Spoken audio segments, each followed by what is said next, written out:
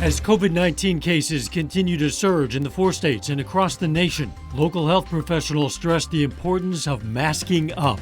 On this Giving Tuesday, local nonprofits hope residents will be generous so they can continue to help people who need it the most. I'm Zach Dodge with the story. The 4 states' most watched news starts now. The U.S. is close to hitting another grim milestone of nearly 270,000 COVID-19 deaths. This is KOAM News at 10. Hospitals are stressed around the country, and so are many Americans, prompting congressional hearings on more possible economic relief. Daniel Backus reports there's also a new timeline for when vaccines might be made available.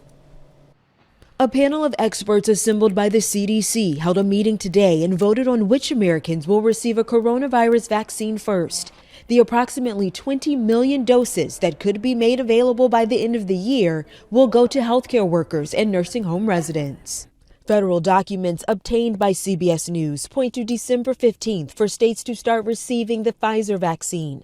The Moderna vaccine would first become available a week later. Both are waiting on emergency FDA authorization.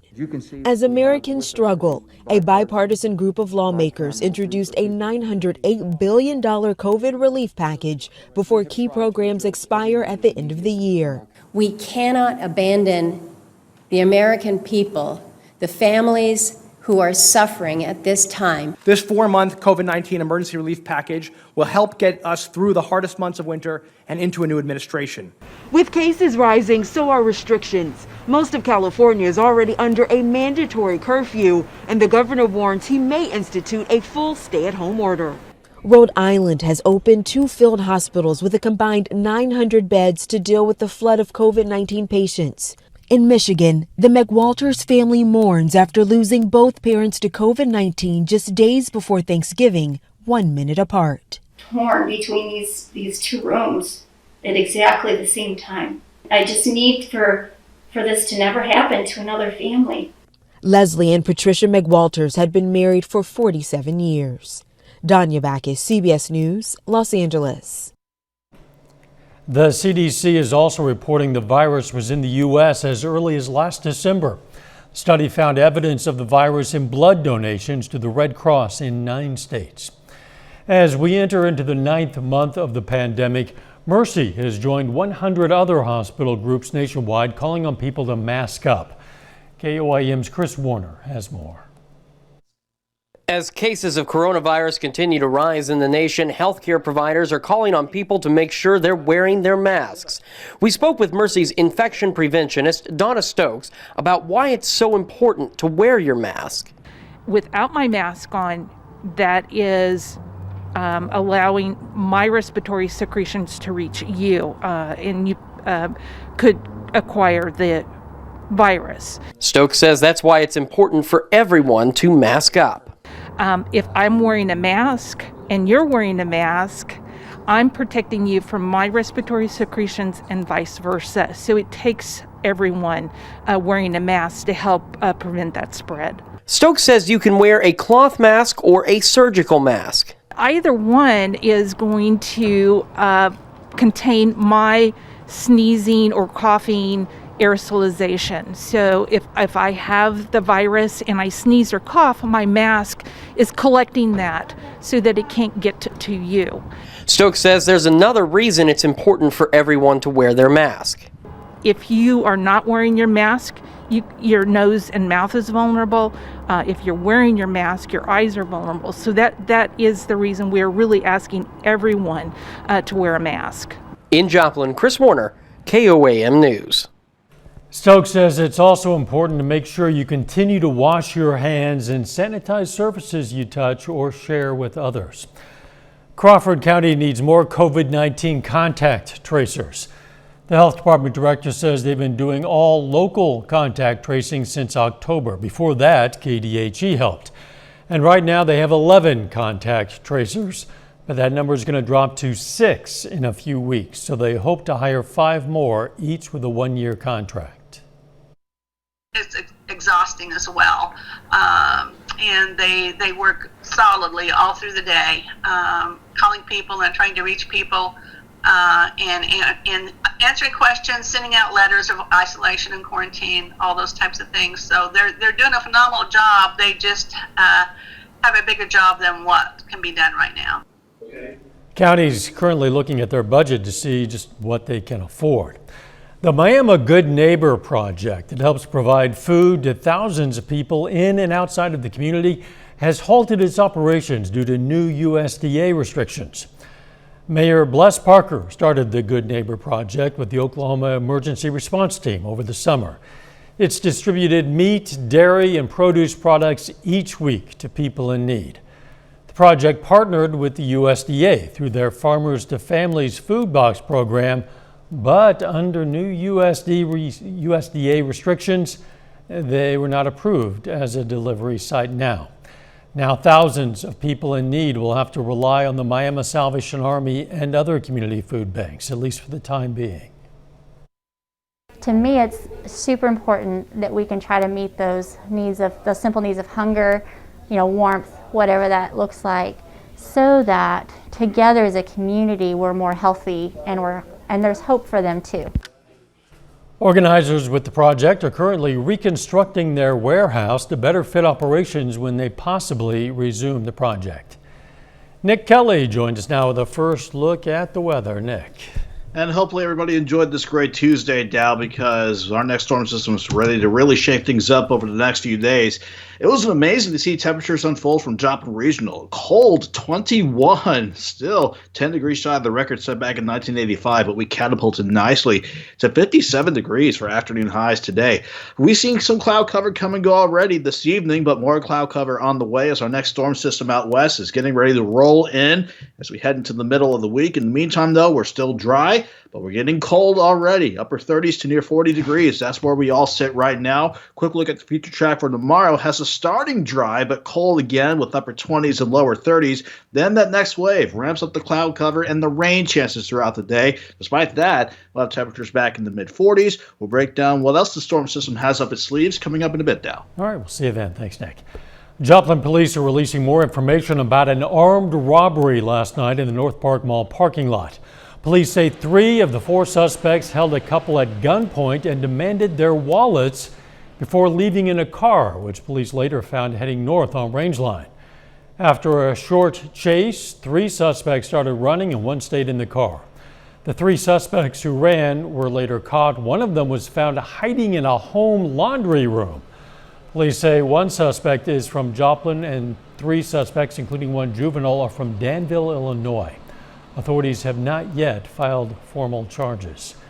Joplin fire officials say no one was hurt in a fire yesterday on West 38th Street, but they're still trying to figure out just what caused that fire. Firefighters say they found a 3-story wood frame residential structure with heavy fire and smoke showing. The building appears to be a total loss. Still ahead, it's Giving Tuesday. We're going to hear from a couple of local nonprofits and tell you how you can make sure your money is going where you intend. And the book drive giving Southeast Kansas nursing home residents the gift of reading. After a year of increased need and decreased opportunity for fundraising, local nonprofits hope for big support this Giving Tuesday. KOIM's Zach Dodge has the story. Blake Hickman lost his job at Lazy Boy a few months ago, laid off during the pandemic. I actually had the virus myself, and one of my daughters had it as well, and we was on quarantine for a little while, and everything's been a mess. So he's had a hard time putting food on the table, finding himself at Cross Lines Ministries. A little bit goes a long way, and they graciously gave, an entire cart of food. And over the last couple of months, people like Hickman have become all too common at the food bank. We had a particular day where over 220 people came into Cross Lines needing help, which is a record for us. So, and we continue to see, as many as 40% of people that come into Cross Lines right now are people that have never been here. So on Giving Tuesday, they hope residents will give generously so they can continue to help people in need.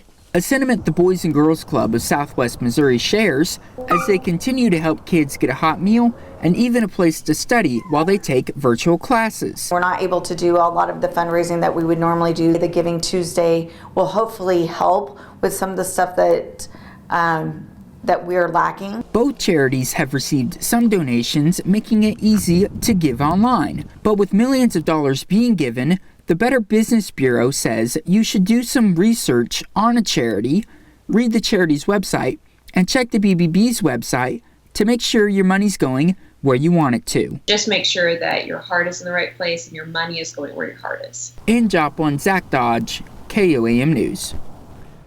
Worldwide, nonprofits have received more than $1 billion on Giving Tuesday since that event started in 2012. We have more tips from the Better Business Bureau on our website, KOAMnewsnow.com. Southeast Kansas woman Valerie Weaver is showing what Giving Tuesday is all about. Weaver organized a book drive called Demolishing Dementia and Depression to benefit area nursing home residents. That drive helped distribute $4,500 worth of books to 84 nursing residents in Girard.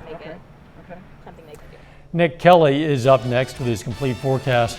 And a little bit later on KOAM News at 10, the Joplin girls take on the hosts of the Carl Junction Classic in the tournament semifinals. We'll have the highlights in sports.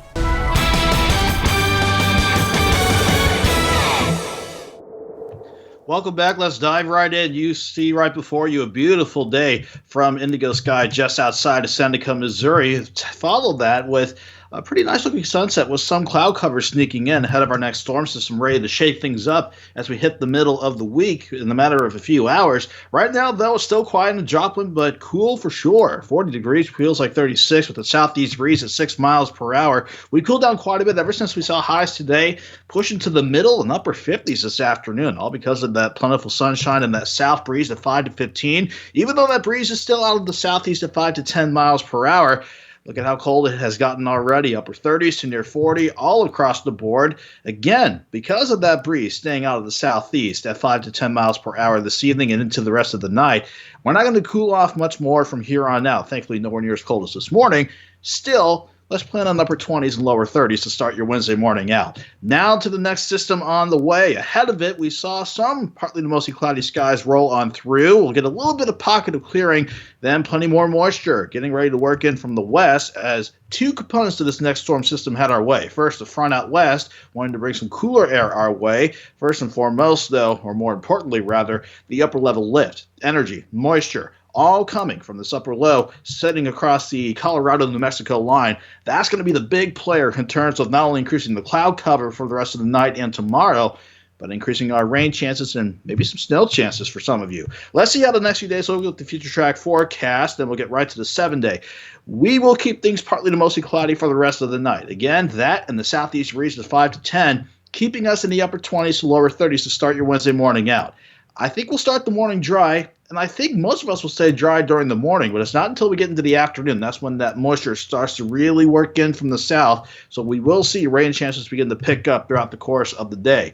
As far as temperatures go, let's go 32 in the morning, 43 by noon, and afternoon highs with that east breeze at 5 to 10 miles per hour, right around 47 degrees. So it's nice to know that with this system starting things out, temperatures will be warm enough during the day for this to start as rain.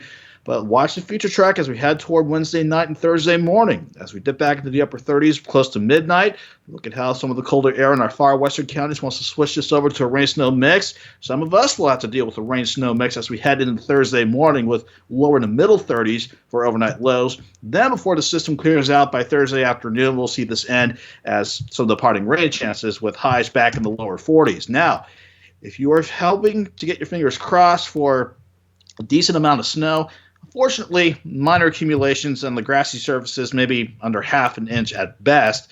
Again, the better shot for accumulating snow is going to stay out in central and western parts of Kansas. Quick look at the rain tracker, though, shows more rain out of the system. So if you need more rain, hey, we got another half an inch to an inch headed our way before we clear things out just in time for the weekend. 47 tomorrow, 42 on Thursday. We drop to 30 Friday morning, but then upper 40s and lower 50s for the rest of the weekend, and staying dry and mainly chilly going into early next week, Dow. Chilly, what we should expect. We are in December now, after all. Pretty much. Thanks, Nick. Still ahead, highlights from night 2 of the Carl Junction Classic, and the Webb City Lady Cardinals look to get over the hump and claim a district title this year. We're going to hear what's standing between them and a championship next in sports.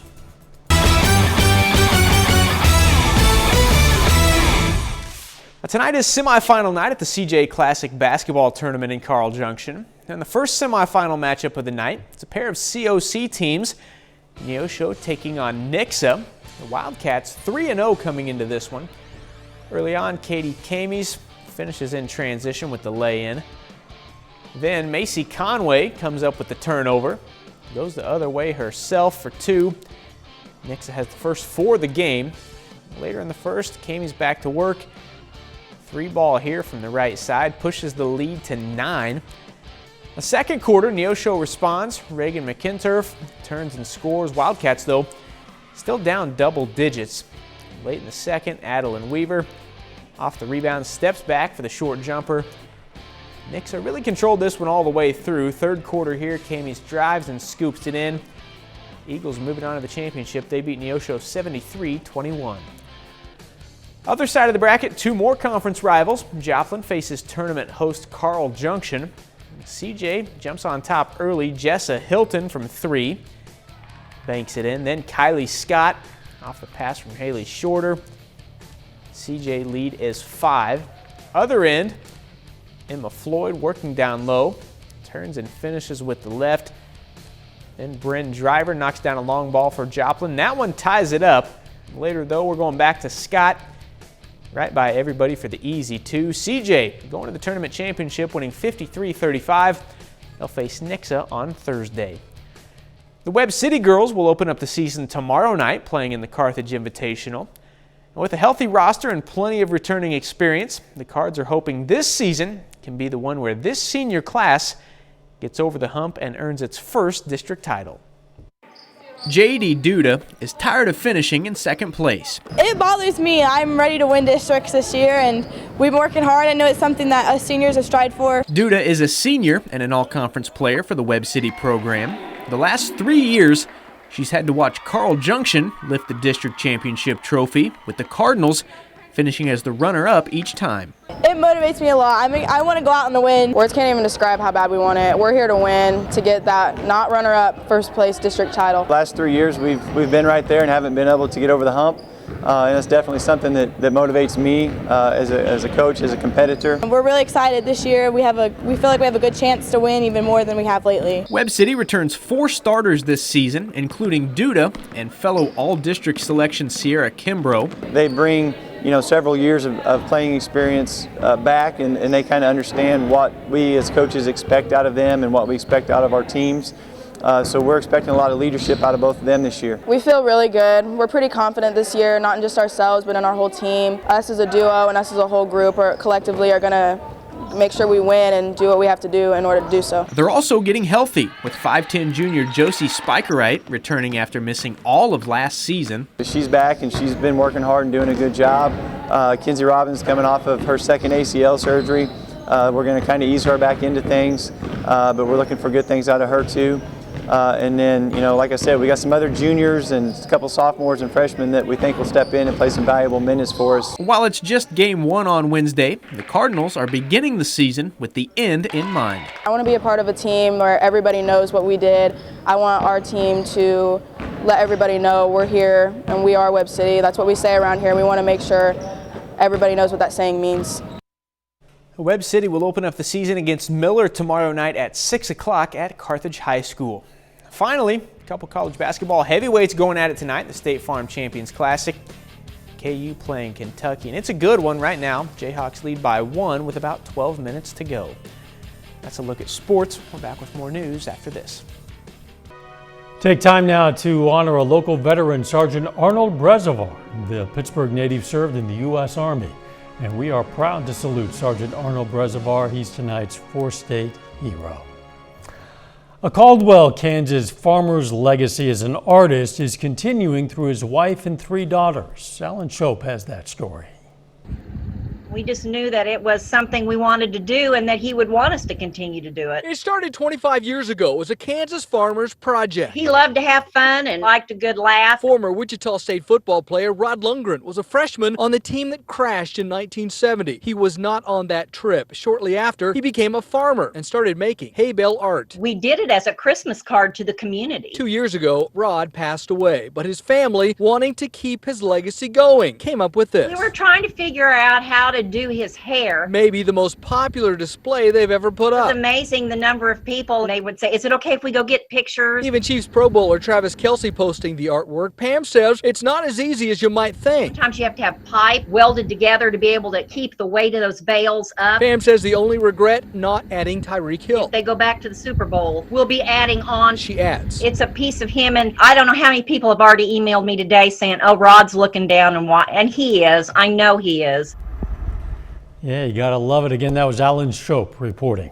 Our first Toy Box Tuesday telethon of 2020 is in the books. Many of you called in today to make financial contributions during our noon and 5 p.m. and 6 p.m. newscast. We're going to take those donations to buy toys for area kids in need, but we're not finished. We're going to have another telethon next Tuesday, and in the meantime, you can always donate online. Just go to KOIMnewsnow.com, click on the Toy Box banner at the top of the page. While you're there, you can find a list of places where you can drop off a new unwrapped toy. Now let's check back in with Nick. Cold night ahead of us, Dow. 47 tomorrow, 42 Thursday. Both days we'll watch for rain and snow chances before we dry out just in time for the weekend. Thanks, Nick, and thank you for joining us. We'll see you right back here for KOIM News tomorrow. In the meantime, let's take care of ourselves and each other.